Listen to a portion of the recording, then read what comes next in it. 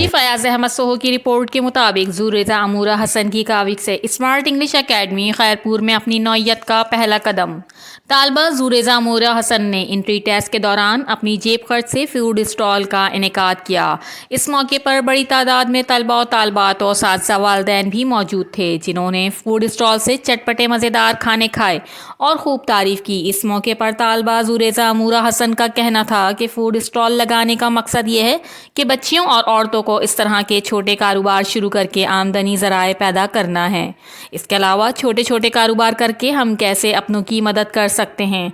उन्होंने कहा कि औरत बहुत मजबूत हो गई है तो घराना मजबूत होगा, और फूड स्टॉल से होने वाली बचत से गरीब और बेसहारा बच्चों के लिए स्कूल की किताबें, कॉपियाँ, स्कूल बैग और दीगर अशिया खरीद कर गरीब घरानों के बच्चों में तकसीम करना है, ताकि गरीब और बेसहारा बच्चे भी सहूलत और आसानी के साथ तालीम का सिलसिला जारी रख सकें।